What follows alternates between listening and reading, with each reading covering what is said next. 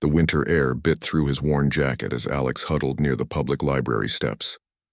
At 17, he hadn't planned on living this way, moving between shelters and warm corners of Chicago's public buildings. But life had thrown him curveballs that even the most prepared adult would struggle to handle. Tonight, the library was closed. The sign on the door showed it was some city holiday he'd never heard of. He pulled his backpack closer, feeling the familiar weight of the 3 books inside. He'd have to return them tomorrow, assuming he could find somewhere to sleep tonight. The physics building usually has that heating vent around back, he thought. Heading toward the university campus a few blocks away, Alex hadn't always been homeless. Just 8 months ago, he'd been a high school student with decent grades and a small bedroom in his aunt's apartment. Then his aunt got sick. Medical bills piled up, and eventually they lost the apartment. She went to stay with a friend who couldn't take him in too, and Alex found himself on his own. School became impossible to manage while trying to find food and shelter each day. But Alex never stopped learning. If anything, books became more important than ever.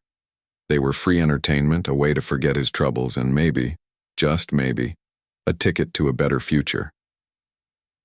The university campus was quiet this late. Most students had gone home or were tucked away in dorms. The glow from research buildings created islands of light in the darkness. Alex knew his way around by now. He'd spent enough cold nights here to map out the warm spots and the security guards' patterns. The heating vent behind the Maxwell Physics building pushed out a steady stream of warm air. It was tucked into a corner where 2 brick walls met, creating a windbreak. Alex settled down, arranging his backpack as a pillow against the wall and pulling his thin blanket from his pack. That's when he heard the voices. The data makes no sense. Professor Wells, we've run it through every model we have. Alex froze. 2 people were just around the corner, their voices carrying clearly in the night air. He stayed still, not wanting to be discovered, and kicked out into the cold. I know, Lynn, that's why I called in experts from 3 other universities. No one can figure out what's happening in those sections of the lake.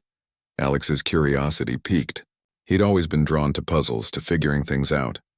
It was part of why he loved physics and math books, and they were like elaborate puzzles with logical solutions. The temperature fluctuations shouldn't be possible given what we know about thermodynamics, the woman's voice continued. And the pattern is spreading. The ecosystem can't handle these rapid changes. The university president is worried. The city's worried too. Lake Michigan isn't just a pretty view. It's drinking water, shipping, tourism, fishing. If something's wrong with the lake, I know. I just wish we had a fresh perspective. We've been staring at the same data for months now. The voices faded as the 2 walked away, leaving Alex alone with the warm air and his thoughts. The next morning, Alex headed straight for the library when it opened. He claimed his favorite spot in the back corner, near the science section, and opened his laptop. It was 7 years old, a gift from a teacher who noticed his interest in computers. The battery barely held a charge anymore, but it still worked when plugged in. He searched for news about Lake Michigan. It didn't take long to find articles about the mystery, scientists baffled by inexplicable temperature fluctuations, environmental concerns mounting, university teams collecting data but finding no answers. One article mentioned a public website where the research team was posting their findings, hoping for community input. The scientists were desperate enough to try crowdsourcing a solution. Alex clicked the link. The page was filled with charts, maps, and data tables. Temperature readings, timestamps, GPS coordinates. Alex downloaded everything he could, intrigued by the challenge. For the next week, whenever he could find a place to charge his laptop, he pored over the lake data. During the day, he'd claim a library table. At night, he'd sometimes sneak into the university's 24-hour study lounge, blending in with the actual students until the early morning hours when he'd have to disappear before the regular crowd arrived. The lake mystery became his obsession. In a life with so little control, so little purpose day to day, this puzzle gave him something to focus on besides survival. It was during one of these late-night study sessions that Alex noticed something strange in the data. The temperature anomalies seemed to follow a pattern that reminded him of something he'd read in a fluid dynamics book, but with a twist. There was an urban element to it. Living on the streets, Alex had become intimately familiar with how cities created their own weather. The way tall buildings channeled wind, how concrete held heat differently than grass. how the city stayed warmer than rural areas. He'd learned to predict where warmth could be found on cold nights by understanding these patterns. The university scientists were looking at the lake as an isolated system, but Alex saw connections between the city and the water that they were missing. For the next 2 weeks, Alex divided his time between finding food, finding shelter, and solving the lake mystery. He skipped meals to work longer at the library. He braved colder sleeping spots to be closer to the university computers. His notebook filled with calculations and diagrams. One evening, as light snow began to fall, he found himself huddled in the public library, staring at his final calculations. The building would close in 20 minutes and he had nowhere warm lined up for the night. But he couldn't stop now. "It works," he whispered, looking at his final model. "The pattern makes sense now." He'd created a new model that incorporated variables the scientists had overlooked: the interaction between Chicago's urban heat island, seasonal wind patterns, and the underwater geography of Lake Michigan. His theory predicted exactly the temperature fluctuations they were seeing. The library lights flickered, the 15-minute warning before closing. Alex quickly typed up his findings in an email, attached his calculations, and sent it to the address listed on the research website. He had no expectations that anyone would read it, let alone take it seriously. Who would believe a homeless high school dropout had solved a problem stumping professional scientists? He packed up his things and headed out into the snow, his mind still swimming with equations and patterns, unaware that his life was about to change completely. That night, as he curled up in a church shelter, Alex fell asleep thinking about water flows and temperature gradients. For a few hours, he wasn't a homeless teenager worried about his next meal. He was a scientist who had solved an important puzzle, and for now that feeling was enough to keep him warm. Little did he know that across town, a tired research assistant was just opening his email, about to discover something extraordinary. The research lab on the university's 3rd floor buzzed with frustrated energy. Dr. Linden paced between computer stations, running her hand through her gray-streaked hair. 6 months into the Lake Michigan Temperature Anomaly Project, and they were no closer to an answer than when they started. "Try running the simulation again with the adjusted wind factors," she told one of her graduate students, who nodded wearily. They'd been at this for 14 hours straight. The problem had started nearly a year ago, when environmental monitoring stations detected unusual temperature patterns in specific regions of Lake Michigan. At first, it seemed like equipment malfunction. The readings made no sense. Waters that should have been cold were warm and vice versa. The patterns shifted daily but maintained an underlying rhythm that defied explanation. When new equipment confirmed the same readings, scientists realized this wasn't a technological glitch but a genuine environmental mystery. "Coffee?" asked Professor Chen, appearing at Dr. Linden's side with 2 steaming cups. "Thanks," she said, accepting the cup gratefully. "Any breakthrough on your end?" He shook his head. "The water quality team is still analyzing those samples from the northern anomaly zone. Nothing unusual in the composition so far." On the wall-mounted screens, satellite imagery showed Lake Michigan from above. Colored overlays represented temperature differences, blues for colder than expected, reds for warmer. The pattern looked almost like a living thing, shifting and pulsing across the lake's surface. "It's spreading," noted Dr. Linden, pointing to the newest data. "The affected area is 12% larger than last month." The implications were serious. Lake Michigan wasn't just a pretty view for tourists. It was a critical ecosystem and resource. The temperature fluctuations were already affecting fish migrations. If they continued expanding, they could impact everything from commercial fishing to the safety of drinking water for millions of people. 4 different universities had teams working on the problem. The city had allocated emergency research funds. Even the federal environmental agencies had sent specialists. Yet the cause remained elusive. "Maybe we're overthinking it," Professor Chen suggested, staring at the screens, looking for complex answers when the solution might be simple. Dr. Linden nodded slowly. "That's why I opened the data portal to the public. Sometimes fresh eyes see what experts miss." The public data portal had been her idea, a website where anyone could view the research findings and submit theories. Most submissions were well-intentioned but useless. A few were from conspiracy theorists claiming everything from alien technology to government weather control experiments. "Speaking of the portal," said Dr. Linden, checking her watch, "it's Tina's shift to check submissions. Where is she? Professor Chen glanced around the lab. I think she went home to get some sleep. Miguel was covering for her. Miguel sat at a computer in the corner scrolling through emails with a bored expression. Most researchers considered portal duty a waste of time, but Dr. Linden insisted they give the public a chance. Anything interesting? She called to him. The usual, Miguel replied without looking up. Someone blaming it on secret military submarines. Another saying it's a sign of the apocalypse. Oh, and about 50 kids who think they've solved it for their science projects. Dr. Linden sighed. She'd hoped for more, but couldn't blame people for trying.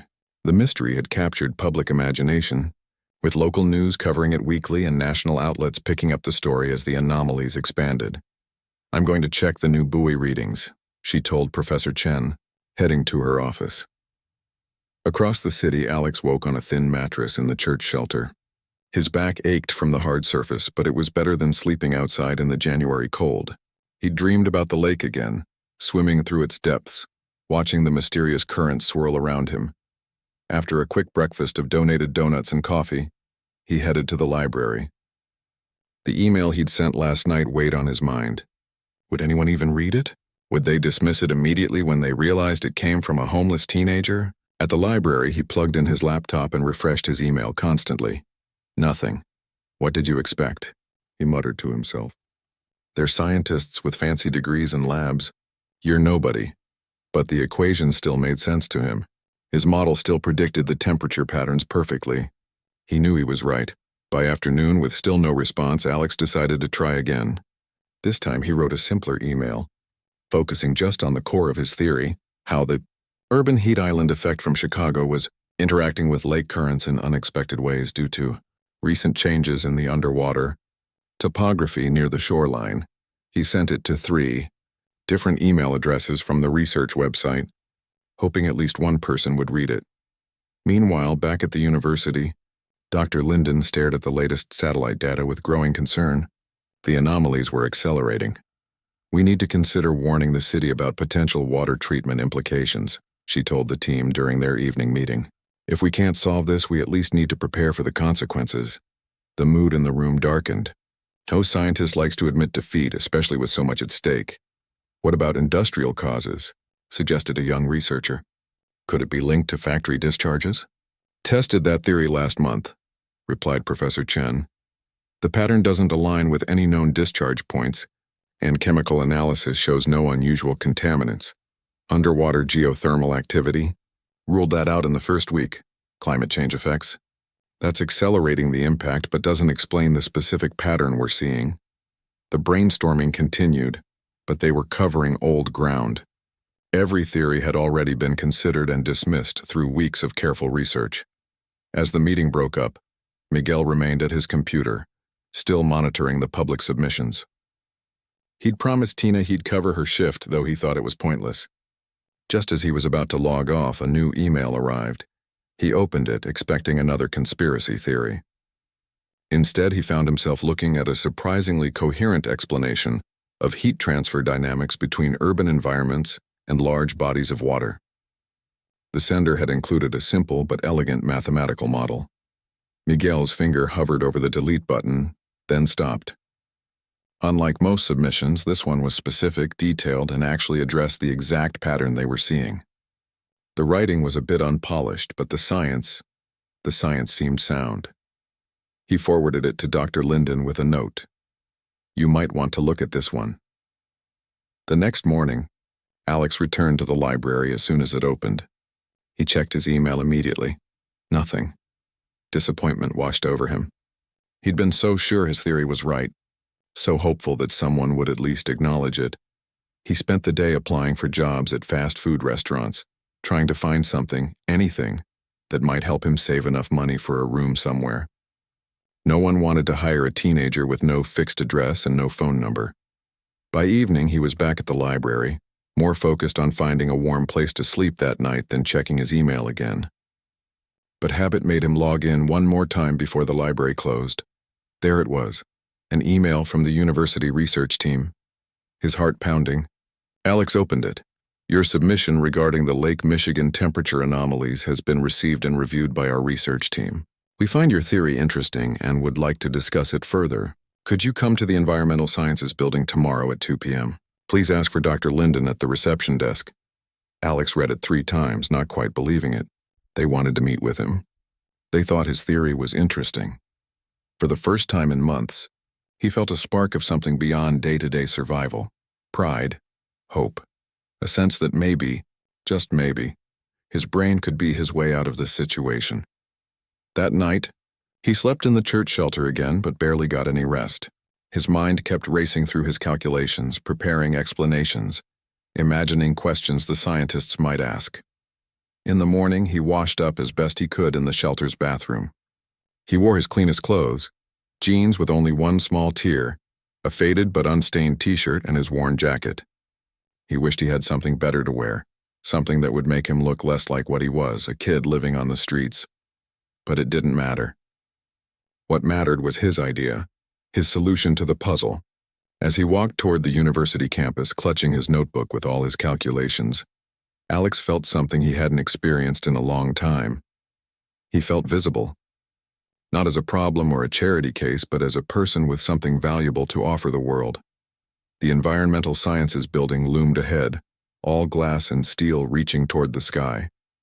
Alex hesitated at the bottom of the front steps, suddenly aware of how out of place he looked. Students streamed past him with backpacks and coffee cups, hurrying to classes or study groups. They all seemed to belong here. He didn't. But the email in his pocket said otherwise. Someone wanted to hear his ideas. Taking a deep breath, Alex climbed the steps and pushed through the revolving door into the building's massive lobby.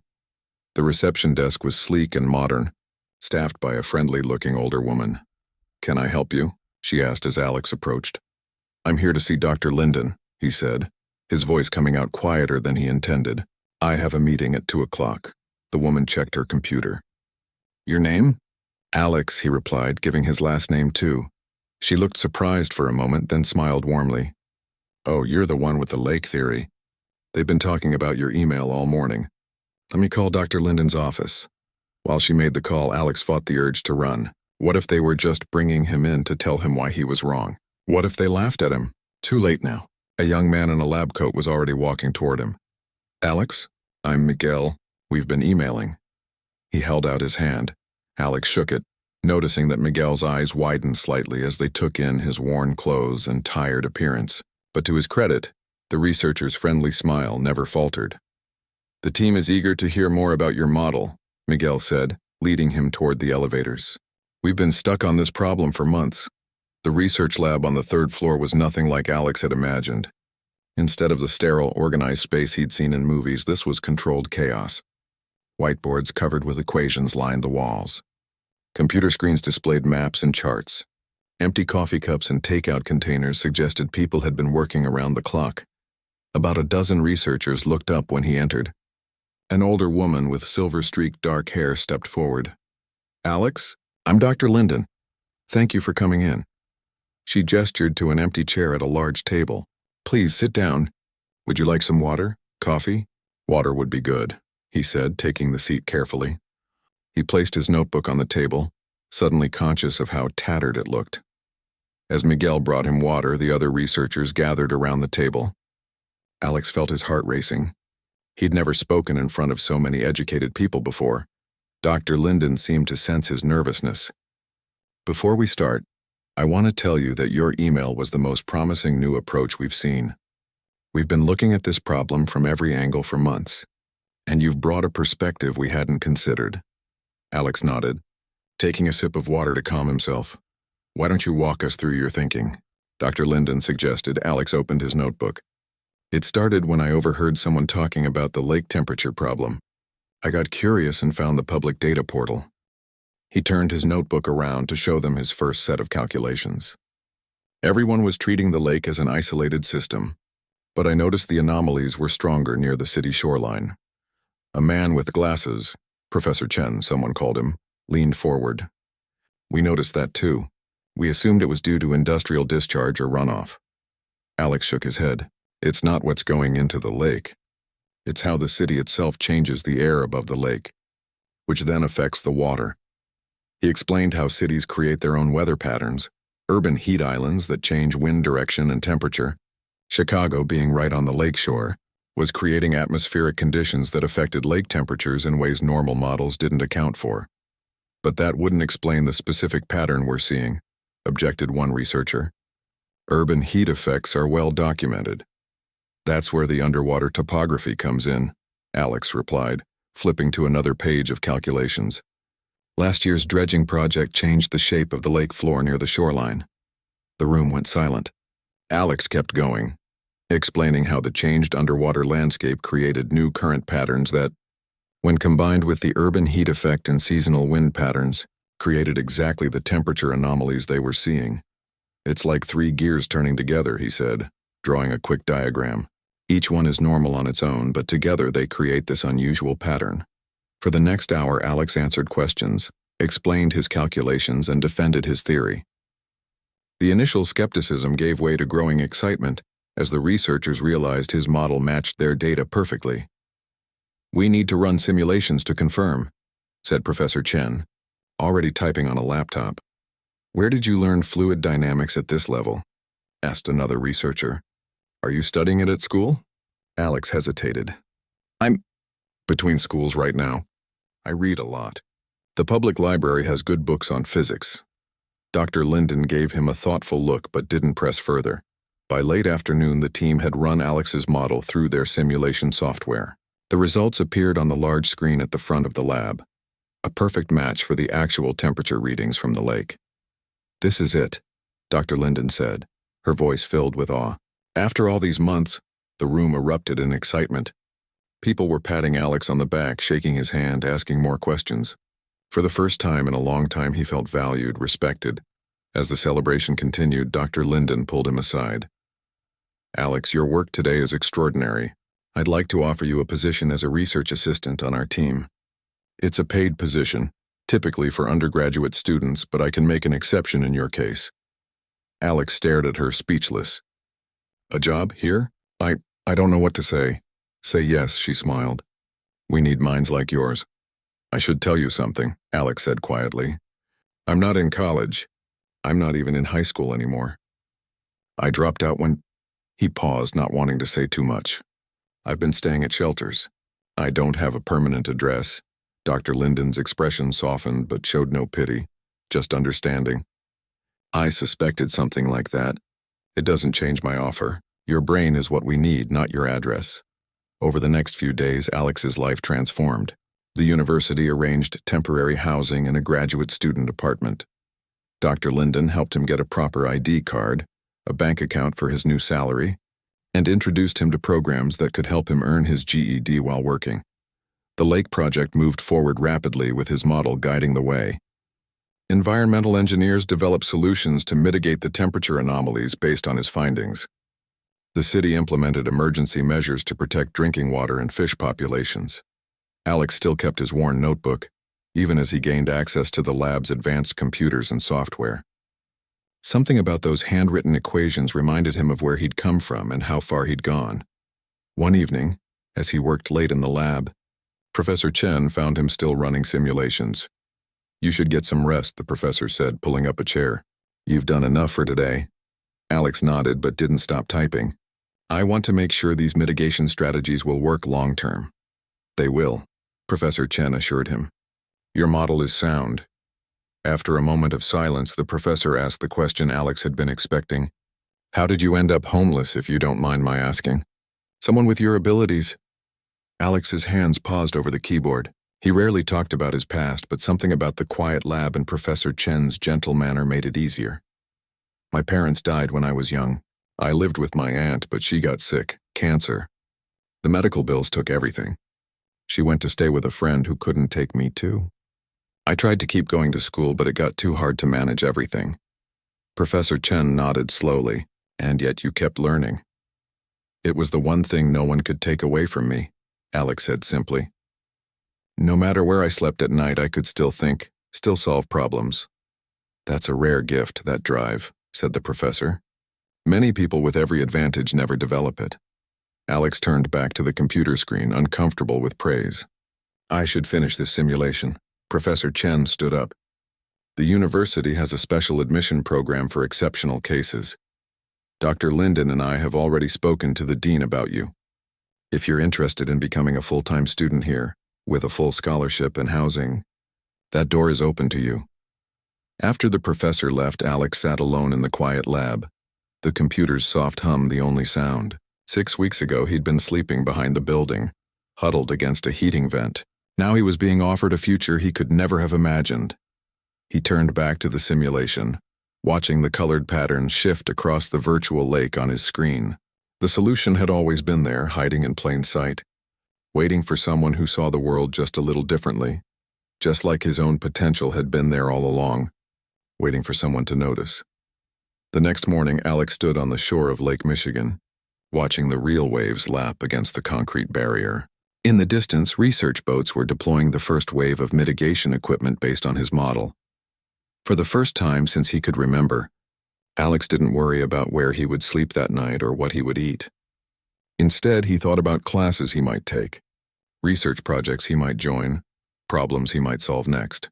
And he wondered how many other people like him were out there, bright minds trapped by circumstances, with so much to offer if only given the chance. The morning sunlight streamed through the windows of the university library as Alex hunched over a computer, finalizing his presentation. In the 3 weeks since he'd joined Dr. Linden's research team, he'd gone from observer to contributor to essential team member. Today would be his biggest challenge yet, presenting his lake model to the full environmental science department. His fingers trembled slightly as he adjusted the last slide. Public speaking had never been his thing, even back when he was in school. Now he was about to address a room full of professors and graduate students. "You've got this," said a voice behind him. It was Miguel, carrying 2 cups of coffee. He handed one to Alex. "Just explain it the way you did to us in the lab that first day." Alex accepted the coffee gratefully. "Thanks, I'm just not used to being the center of attention." "Well, get used to it," Miguel laughed. "After what you did, solving a problem that stumped experts for months, people want to hear what you have to say." The presentation was scheduled for 2 p.m. in the main lecture hall. As the time approached, Alex's anxiety grew. He'd changed out of his worn clothes. The university had provided him with a stipend for basics, and Dr. Linden had personally taken him shopping for a proper shirt and pants. But new clothes couldn't disguise the feeling that he didn't belong here, in this world of academia and science. Dr. Linden met him outside the lecture hall. "Ready?" He nodded, not trusting himself to speak. "Remember," she said kindly, "you understand this material better than anyone. Just focus on sharing what you know." The lecture hall was packed. Faculty from other departments had come to hear about the breakthrough in the Lake Michigan case. Even the university president sat in the front row. Dr. Linden introduced him briefly, explaining how Alex's model had revolutionized their understanding of the lake anomalies. Then it was his turn. As Alex walked to the podium, the room fell silent.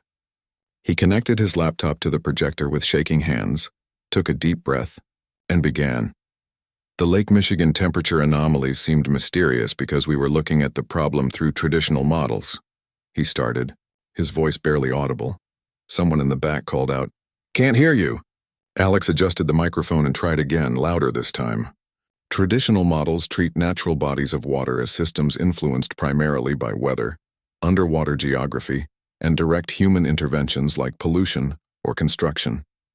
But in this case, there was another factor at play." As he continued explaining his theory, showing charts and equations, his nervousness began to fade. This was the one thing he truly understood, the puzzle he had solved when no one else could. His voice grew stronger, more confident.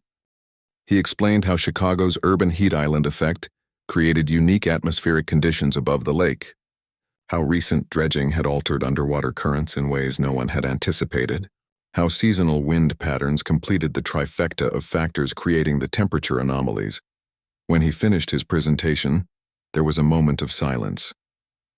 Then questions began. Professors challenged specific points in his model. Graduate students asked about implications. Environmental engineers wanted to know more about his proposed solutions. Alex answered each question thoughtfully, unafraid to admit when he wasn't sure, but confident in the core of his theory. By the end of the session, he had earned the respect of everyone in the room. As people filed out afterward, many stopped to congratulate him or ask follow-up questions. The university president shook his hand and mentioned something about special admission programs that Alex was too overwhelmed to fully process. "You were brilliant," Dr. Linden told him when the crowd finally dispersed. "I knew you would be." The next day, news of Alex's breakthrough spread beyond the university. A local science reporter who had attended the presentation wrote an article for the city newspaper. "Teenage researcher solves Lake Michigan mystery." The story caught fire. Local TV stations wanted interviews. National science publications called Dr. Linden's office. Even a few podcast hosts reached out. Alex was horrified. "I can't go on TV," he told Dr. Linden in a panic. I don't know how to." "It's okay," she assured him. "You don't have to do anything you're not comfortable with." "But Alex, your story is inspiring. Think about other young people who might see themselves in you." He shook his head. "They won't see me. They'll see some genius kid who got lucky. They won't see the nights in shelters, the hunger, the fear." Dr. Linden was quiet for a moment. "Then maybe that's what you should tell them about." After much persuasion, Alex agreed to one interview with a science podcast hosted by a former professor he'd come to trust. The host promised to focus mainly on the science, with just a brief mention of Alex's personal journey. The day of the recording, Alex sat in the small studio, microphone in front of him, headphones over his ears. He'd prepared answers about his model, ready to explain the technical aspects in detail. But the first question caught him off guard. "Alex, before we dive into your brilliant solution, I'd like to ask, what kept you learning and problem-solving during such difficult personal circumstances?" He hesitated, unprepared for such a direct question about his life. Learning was free," he finally said. "The library didn't charge me to read books. The computers there were available to anyone. When you don't have much, you hold on to the things that can't be taken away. For me, that was knowledge." The interview continued, eventually shifting to the lake model and his scientific breakthrough. But that first answer resonated with listeners when the podcast was released. Comments poured in, many from young people facing their own struggles, inspired by the idea that circumstances couldn't take away their ability to learn and grow. A week after the podcast, Alex was approached by a university outreach coordinator. "We're starting a new program to bring science education to underserved communities," she explained. "Would you consider being part of it? Just a few hours a week, visiting schools and community centers, talking about your work." His initial instinct was to refuse. He still wasn't comfortable with attention, but something about reaching kids who were like him, bright but overlooked, potential untapped, appealed to him. "I'll try it," he said cautiously, "just once to see how it goes." His first presentation was at a community center in the same neighborhood where he'd slept in shelters just weeks earlier. The audience was a group of teenagers, most from difficult backgrounds, many on the verge of dropping out of school. Alex had prepared a simplified version of his lake model presentation, assuming they would connect most with the science. But as he looked at their faces, some interested, some skeptical, some clearly there only because they had to be, he set aside his slides. "3 months ago, I was sleeping in a shelter 3 blocks from here," he began. The room went silent. These kids knew about the shelters. Some had probably stayed there themselves. "Before that, I was behind the university physics building, near a heating vent. I dropped out of school because I couldn't manage homework while trying to find food and a place to sleep each night." A boy in the back row, who had been playing with his phone, looked up. "But I never stopped learning," Alex continued. "The library became my classroom. Library books became my teachers. And when I heard scientists talking about a problem they couldn't solve, I thought maybe, just maybe, I could figure it out."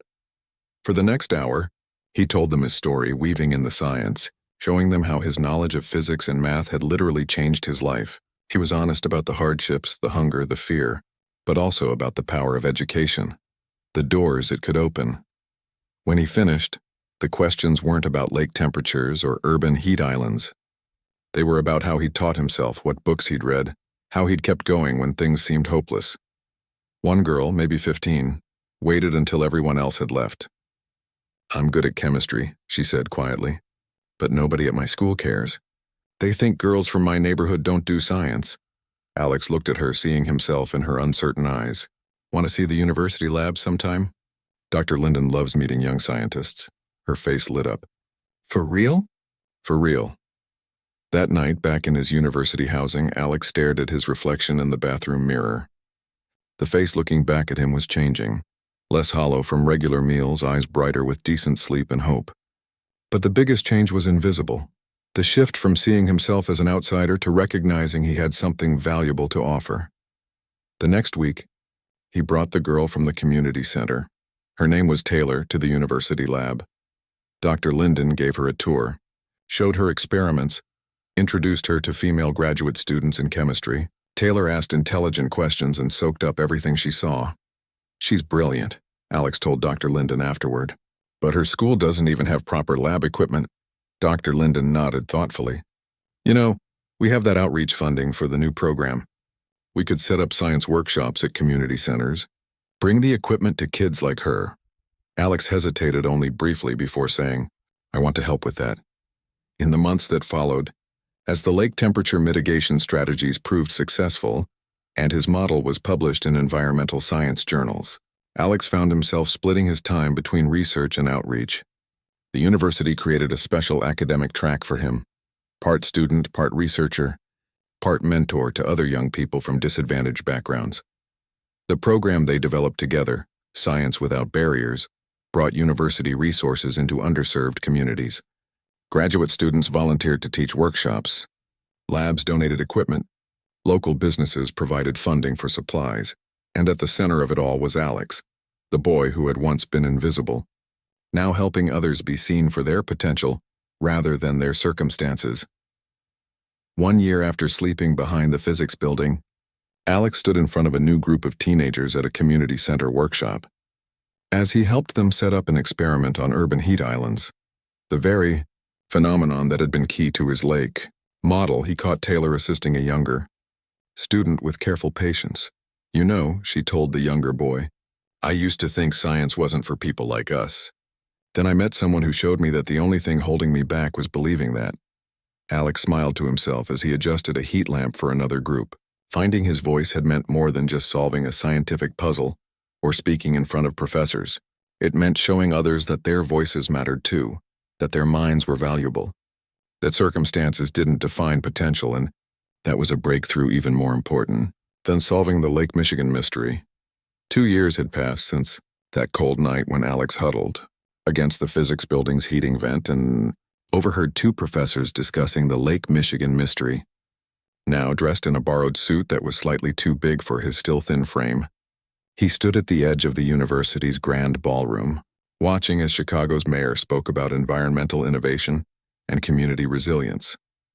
"Tonight, we celebrate not just scientific achievement, but also the remarkable human potential that exists in every corner of our city," the mayor said, gesturing toward the table where Dr. Linden and her research team sat. The Lake Michigan Temperature Anomaly Project has become a model for collaborative problem-solving around the world. Alex shifted uncomfortably as people glanced his way.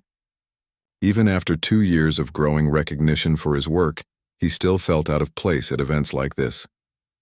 Give him a lab full of equipment or a community center classroom any day over these formal gatherings. Taylor appeared at his side, looking polished and confident in a simple black dress. Now 17 and a rising science star in her own right, she had become both his student and his friend. "Stop looking like you want to escape," she whispered with a grin. "You deserve to be here more than half these people." Before Alex could respond, the mayor continued, "I'd now like to invite Alex to the stage to receive the City Innovation Award for his groundbreaking work." The applause thundered across the ballroom as Alex made his way to the podium. Looking out at the audience, city officials, university administrators, environmental scientists, and a special section filled with teenagers from the Science Without Barriers program, he took a deep breath. 2 years ago, "I was homeless," he began, his voice steady despite his racing heart. "I had no idea where I would sleep each night or where my next meal would come from. The only constants in my life were the public library, where I could read for free, and the university campus, where I found warm spots on cold nights." The room was completely silent now.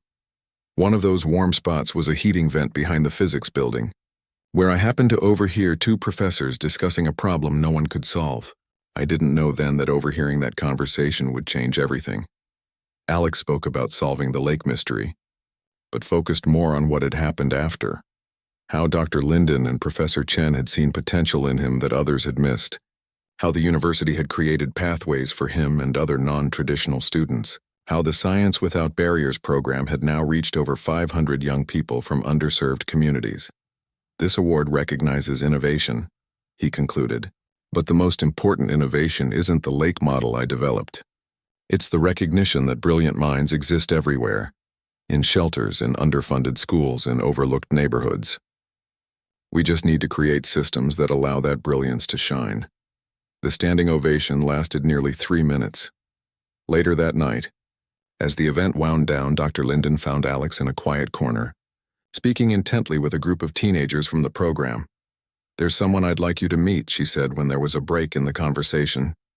She introduced him to a woman in a tailored suit. "This is Dr. Rivera from the National Science Foundation. She's been following your work." Dr. Rivera shook his hand firmly. "The dual impact of your scientific contribution and community outreach has caught our attention.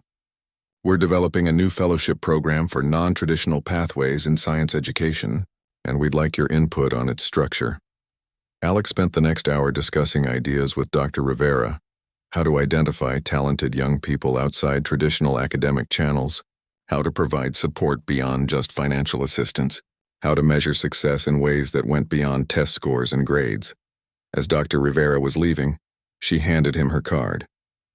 "The fellowship program needs a name. Consider it, will you? I think the Alex Fellowship has a nice ring to it." Alex shook his head, embarrassed. "Please don't name it after me. This isn't about one person beating the odds. It's about changing the system so others don't face the same barriers." Dr. Rivera smiled. "That's exactly why you should be involved in shaping this program. Call me next week. We have funding ready." The ballroom had nearly emptied when Professor Chen approached, carrying 2 plates with slices of cake. "Thought you might be hungry," he said, handing one to Alex. "You barely touched dinner." "Too nervous," Alex admitted, gratefully accepting the cake. They sat in comfortable silence for a moment, watching as cleanup crews began breaking down tables. "I have news," Professor Chen finally said. "The university board has unanimously approved your early admission to the graduate program." Alex nearly choked on his cake. "But I haven't even finished my undergraduate degree yet." "Exceptional circumstances call for exceptional paths," Professor Chen said simply. "Your lake model is already being taught in environmental science courses. Your work on urban aquatic interactions is graduate-level research. The board agreed it makes no sense to hold you back with undergraduate requirements you've already surpassed in practical knowledge." The reality of this new opportunity washed over Alex. Graduate school. A chance to deepen his research, to develop new models, to solve bigger problems. What about Science Without Barriers, he asked. The program had become as important to him as his research. The university has committed to making it a permanent initiative, with dedicated staff and funding, Professor Chen assured him. Your role can evolve, but you won't have to choose between your scientific career and your community work. 2 days later, Alex stood on the shore of Lake Michigan, watching research boats check the monitoring equipment that had been deployed based on his model. The anomalies had stabilized months ago, then gradually diminished as mitigation strategies took effect. The lake ecosystem was recovering. His phone buzzed with a message from Taylor. "Big news. Got early acceptance to the university's chemistry program with full scholarship." "Thank you," Alex smiled, remembering the shy girl who had approached him after that first community center presentation. Now she was heading to university, the first in her family to attend college. His phone buzzed again. Dr. Rivera from the National Science Foundation, confirming their meeting next week about the new fellowship program. A third message arrived from Miguel, now a close friend. "Lab results confirm your new predictions about urban heat island effects on river systems. You were right again."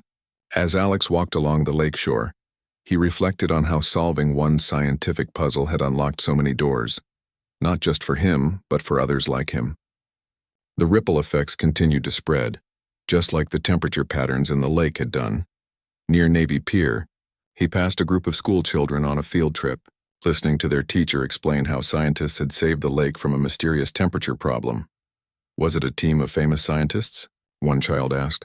"Actually," the teacher said, It started with just one person who saw the problem differently than everyone else. Alex smiled to himself and kept walking.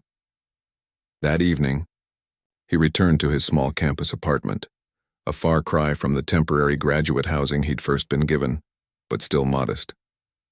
He preferred to live simply, saving most of his research stipend for the future or donating it back to Science Without Barriers. On his desk sat a framed news clipping, that first article about his breakthrough, now yellowed slightly with age. Beside it was a newer frame containing a photo of the first graduating class from the Science Without Barriers intensive program. 23 teenagers, all now attending college with scholarships, including Taylor in the front row. His laptop chimed with an incoming video call. Dr. Linden checking in from a climate conference in Europe where she was presenting their latest research. How was the award ceremony? She asked after they exchanged greetings. Overwhelming, Alex admitted. But good. The National Science Foundation is interested in expanding what we've been doing. Dr. Linden's face brightened. I told you this would grow beyond Chicago. Your approach to finding and nurturing talent is as innovative as your scientific work. They discussed the details of the NSF proposal, then the latest lab results that Miguel had sent. As always, Dr. Linden treated him as an equal, a colleague whose opinions she valued. Before ending the call, she said, I know I've never said this explicitly, but I'm proud of you, Alex. Not just for your scientific brilliance, but for your determination to hold the door open for others. After they hung up, Alex opened his worn notebook, the same one he'd brought to that first meeting at the university 2 years ago. Most of the pages were filled now with equations, observations, and ideas. He turned to a fresh page and began sketching out a structure for the NSF Fellowship Program. At the top of the page, he wrote, Pathways Fellowship, Finding Brilliance Everywhere. Outside his window, the lights of Chicago glowed against the night sky, reflecting on the dark surface of Lake Michigan beyond. Somewhere in the city there were others like him, young people with minds capable of solving problems that stumped experts. If only given the chance, his work was to find them, to create spaces where they could thrive, to build systems that recognize potential regardless of circumstances. It was a different kind of scientific challenge than the lake temperature anomalies, but no less important. As he worked late into the night developing the fellowship framework, Alex thought about the unlikely path that had brought him here. From a heating vent behind a university building to developing national educational programs, all because he had overheard a scientific puzzle and believed, despite everything, that he might have something valuable to contribute. Sometimes the most important discoveries weren't made in labs with expensive equipment, but in moments when someone saw a pattern that everyone else had missed. Sometimes the most brilliant minds weren't found in prestigious institutions, but in unexpected places, like a homeless teenager huddled against a heating vent listening, thinking, and seeing connections that others couldn't see. Alex turned back to his notebook and continued writing, planning a future where such discoveries would happen, not by chance, but by design, a future where talent would be recognized and nurtured wherever it appeared, breaking down the barriers between those who had opportunities and those who needed just one chance to show what they could do.